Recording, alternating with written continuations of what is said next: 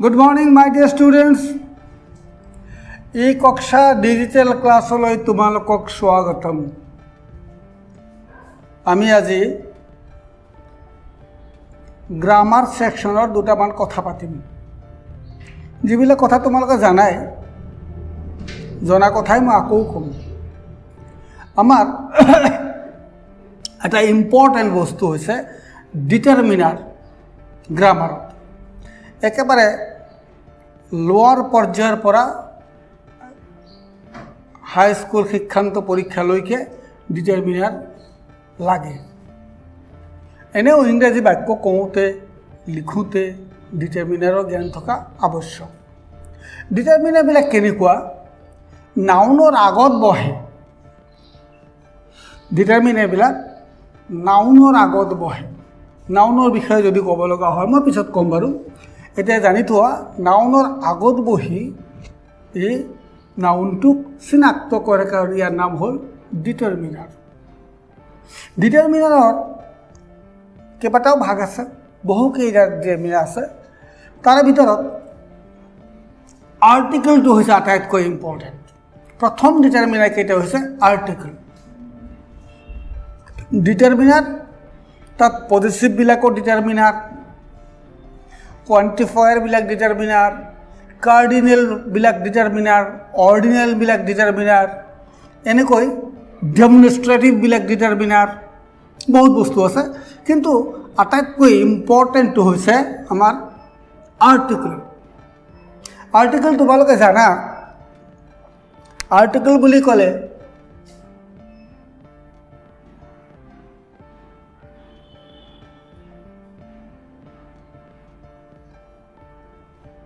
Article বুলি ক'লে ডিটাৰমিনাৰৰ প্ৰথম ডিটাৰমিনাৰ কেইটা হৈছে আৰ্টিকেল।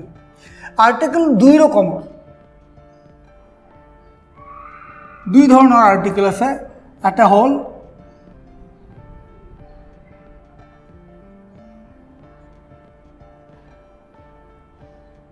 ইনডেফিনিট, আনটো হ'ল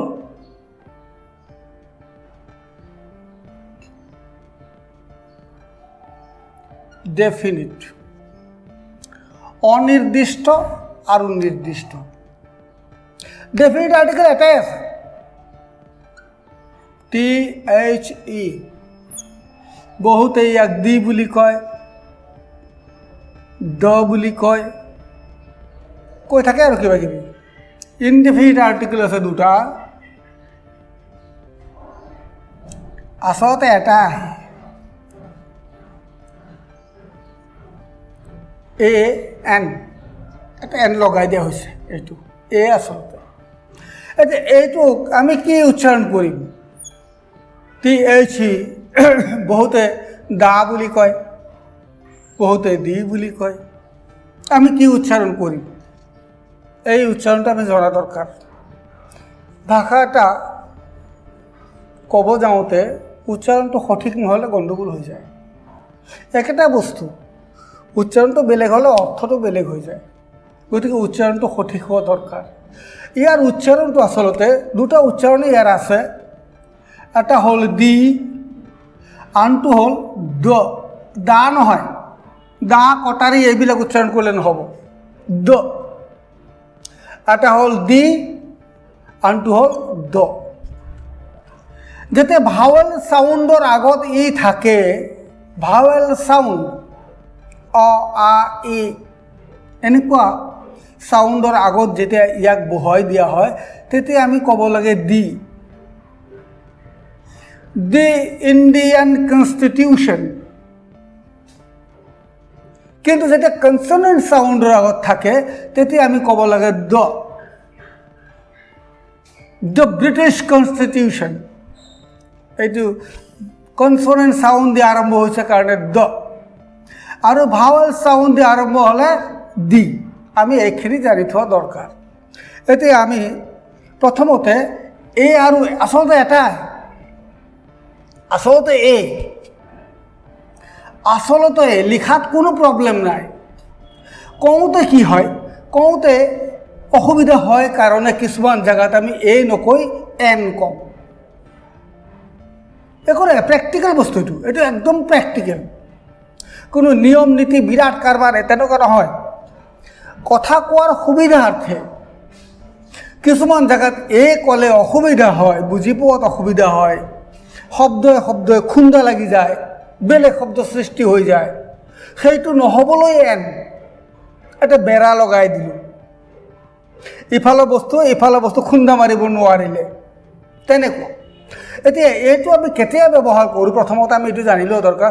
কোনো এটা বস্তু ইনডেফিনিট অনিৰ্দিষ্টকৈ বুজালে ব্যৱহাৰ, মানে ওৱান বুলি ক'লে ঠিক নহয়। মানে ওৱান কথাটো শুদ্ধ নহয়, এইটোৱে ক্লাছো বুজাব পাৰে, এটা ক্লাছেই বুজায় সাধাৰণতে। এটা ইনডেফিনিট নাম্বাৰ বুজাবলৈ আমি ব্যৱহাৰ কৰোঁ। সাধাৰণতে ওৱান অৰ্থত ব্যৱহাৰ কৰি পেন বুলি ক'লে এটা কলম বুজি পাওঁ, বুক বুলি ক'লে এখন কিতাপ বুজি পাওঁ, তেনেকুৱা। এতিয়া কেতিয়া কেতিয়া আমি এই বস্তুটো ভালকৈ জানি লোৱা দৰকাৰ। কেতিয়া কেতিয়া নাউনৰ আগত ব্যৱহাৰ হ'ব দেই। নাউন মানে কি? বস্তুৰ নাম, যিকোনো নাম, বস্তুৰ নাম, পদাৰ্থৰ নাম, ঠাইৰ নাম। নাম মানে noun, name of anything. Noun মানে নেম অফ এনিথিং। এই নেম অফ এনিথিঙৰ আগত আৰ্টিকল ব্যৱহাৰ হয়। বুক বুলি ক'লে কিতাপ, এবিধ বস্তুৰ নাম কিতাপ, তাৰ আগত আৰ্টিকল ব্যৱহাৰ হ'ব, এখন কিতাপ, বুক। A book.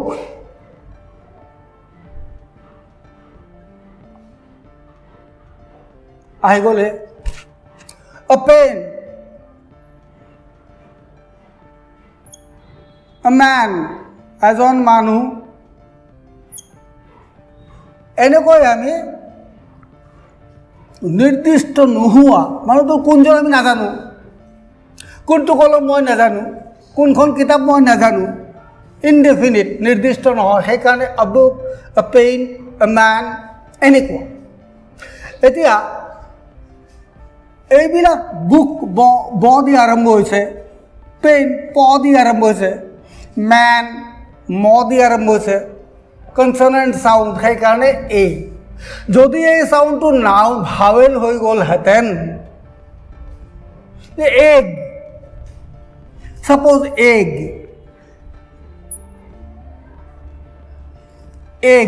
এইটো ভাৱেল চাউণ্ড, ইয়াত ক'লে নহ'ব। কিয় নহ'ব? ক'লে নহ'ব। ক'লে কি হ'ব? আৰু দুটা খুন্দা লাগি যাব, ধৰিব পৰা নাযাব। কাৰোবাক যাই যদি মই কওঁ গিভ মি এগ, কওঁতে অসুবিধা, কওঁতে অসুবিধা, দুটা খুন্দা লাগি এক হৈ যায়। সেইকাৰণে কোৱাৰ সুবিধাৰ কাৰণে নহয়, এগ, এতিয়া খুন্দা নালাগে।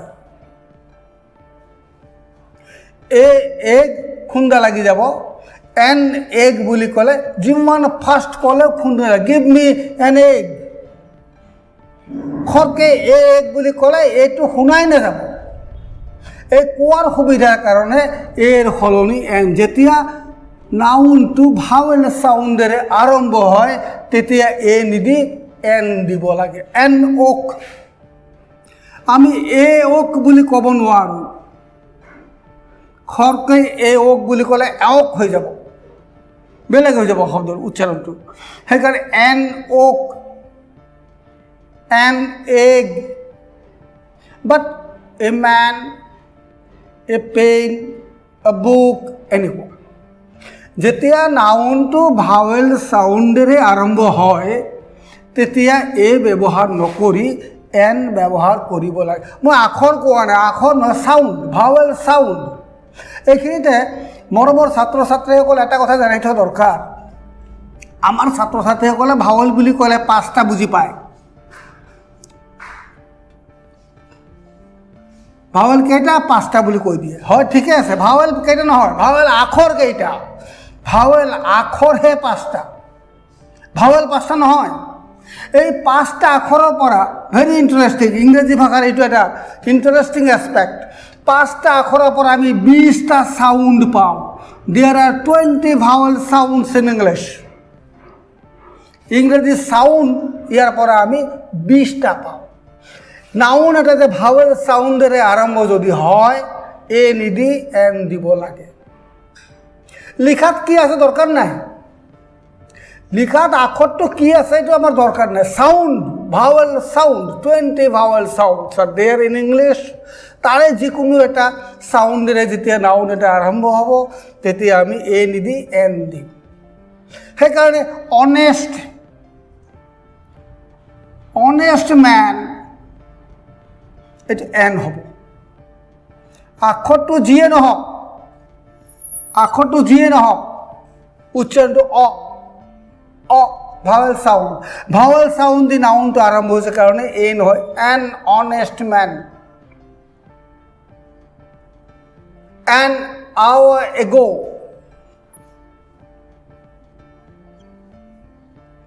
এঘণ্টা আগত, an hour ago। এনেকৈ সাউন্ডটোহে ইম্পৰ্টেণ্ট, আখৰটো ইম্পৰ্টেণ্ট নহয়।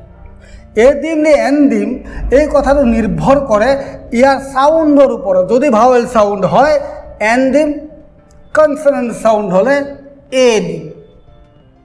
এতিয়া কেতিয়াবা কি হ'ব পাৰে আখৰটো ভাৱেল কিন্তু সাউণ্ডটো কনসনেন্ট, তেতিয়া এই হ'ব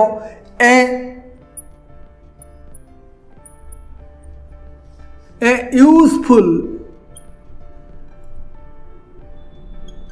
এনিমেল, এ ইউজফুল এনিমেল। এইটোক বহুতে অলপ গণ্ডগোল কৰি দিয়ে। এই সাউণ্ডটো কি সাউণ্ড? ইউজফুল, ইউজ, এইটো কনসনেন্ট সাউণ্ড। কেনেকৈ কনসনেন্ট সাউণ্ড হ'ল? এই সাউণ্ডটো কেনেকুৱা সাউণ্ড?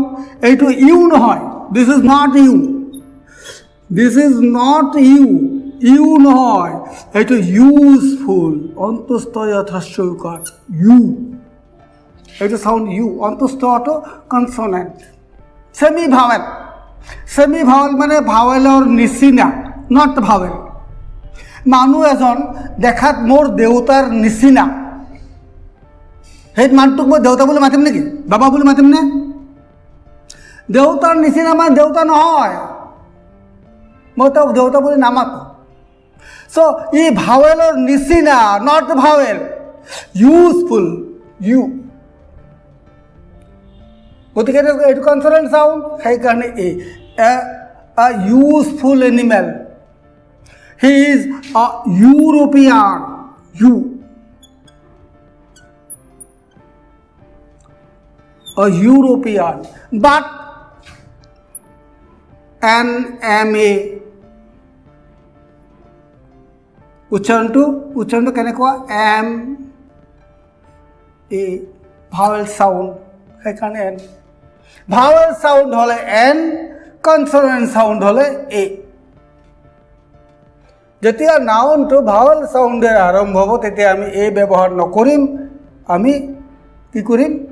এন ব্যৱহাৰ কৰিম। যেতিয়া ভাৱেল সাউণ্ড হয় কনসনেন্ট সাউণ্ডেৰে আৰম্ভ হ'ব তেতিয়া আমি এ ব্যৱহাৰ কৰিম। এ বুক, এ পেন, এ মান, এন এগ, এইয়া ভাৱেল সাউণ্ড, এন আহি গ'ল। এ useful animal, European, vowel sound আহি গ'ল এন এম এ।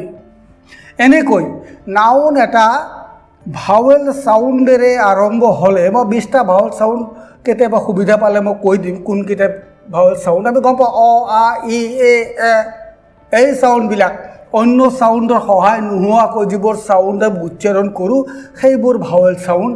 ইংৰাজীত 20টা ভাৱেল সাউণ্ড আছে, 12 + 8, দুই রকমের আছে, ডাবল ভাওয়েল সাউন্ড আর সিঙ্গল ভাওয়েল সাউন্ড মিলাই টোটাল 20টা ভাওয়েল সাউন্ড আছে। এই ভাওয়েল সাউন্ড থাকিলে তেতিয়া কি হ'ব? এন হ'ব। কনসনেন্ট সাউন্ড থাকিলে কি হ'ব? এ হ'ব। ইয়াত বৰ বেছি কষ্ট কথা একো নাই, লিখাতো কোনো অসুবিধা নাই। এতিয়া কিছুমানে এটা শব্দক লৈ মানে অলপ অকণমান অসুবিধাত পৰা দেখা যায়। এইটো এইটো হোটেল, আমি কিন্তু ইয়াক হোটেল বুলি কওঁ। আমি যিহেতু হোটেল বুলি বুলি কনসনেন্ট সাউন্ড হোটেল, কিন্তু বহুতে ইয়াক হোটেল এইটো উচ্চাৰণটো ওটেল বুলি কয়। বহুতে ইয়াক উচ্চাৰণটো এইচটো উচ্চাৰণ নকৰে, ওটেল। যদি ওটেল বুলি কওঁ তেতিয়া কি ক'ব লাগিব? এন ওটেল। কিন্তু আমি এইটো নকওঁ, আমি হোটেল বুলি নকওঁ, সেইকাৰণে আমি এ হোটেল, আমি হোটেল বুলিয়ে কওঁ।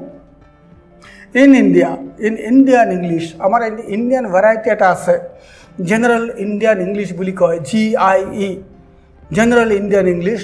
আমি তাক হোটেল বুলি কওঁ। জেনেৰেল ইণ্ডিয়ান ইংলিছ মতে এইটো হোটেল, আৰু সেইকাৰণে হোটেল। কোনোবাই যদি হোটেল বুলি কয় তেওঁ এন বুলি ক'ব। এনেকৈ যদি এই বিগিনিং চাউণ্ডটো ভাৱেল হয় এন, কনসনেণ্ট হ'লে এ, ভাৱেল চাউণ্ড দি নাউনটো আৰম্ভ হ'লে এন, কনসনেণ্ট চাউণ্ড দি নাউনটো আৰম্ভ হ'লে এ উচ্চাৰণ কৰিব লাগে। তেতিয়া উচ্চাৰণ কৰাত কোনো অসুবিধা নহয়। কি এই প্ৰব্লেমটো হৈছে এই য় চাউণ্ডটো, আৰু এটা চাউণ্ড আছে,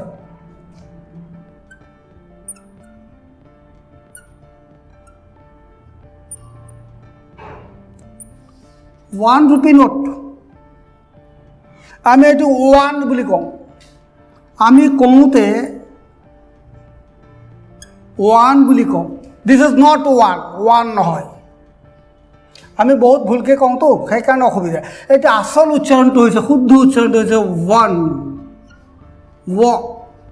ওৱান নহয়, ভাৱেল নহয়, one, semi vowel, semi vowel, not vowel. This is one. সেইকাৰণে এইটো ভাৱেল নহয় কাৰণে ওৱান ৰূপী নোট, এ ওৱান ৰূপী নোট। অন্তুষ্ট য় আৰু ৱ এই দুটা ছেমি ভাৱেল, এই দুটা হৈছে ছেমি ভাৱেল, ভাৱেলৰ নিচিনা, but not vowel, but they are not vowel. গতিকে যেতিয়া আমি ৱ চাউণ্ডটো পাম, আমি জানিব লাগিব এইটো কনসনেণ্ট চাউণ্ড, আমি এন নিদি এ দিম। আমি যেতিয়া য় চাউণ্ডটো পাম, ইউৰোপিয়ান, ইউজফুল, এনেকুৱা চাউণ্ড যেতিয়া পাম, জানিব লাগিব এইটো কনসনেণ্ট চাউণ্ড, আমি এন দিব নালাগে, এ দিব লাগে। চ' থেংক ইউ ভেৰি মাছ। মই ভাবোঁ এ আৰু এনৰ যিটো কনফ্লিক্ট, এ আৰু এনৰ মাজৰ পাৰ্থক্যটো তোমালোকৰ বাবে ক্লিয়াৰ হৈছে। আজিলৈ ইয়াতে সামৰিছোঁ। তোমালোকৰ যদি কিবা কুৱেশ্যন থাকে কমেণ্ট বক্সত কুৱেশ্যন দি দিবা, আমি তাৰ উত্তৰ দিবলৈ চেষ্টা কৰিম, তোমালোকক দিয়া হ'ব। চ' ওৱান্স এগেইন থেংকিং ইউ। অ'কে।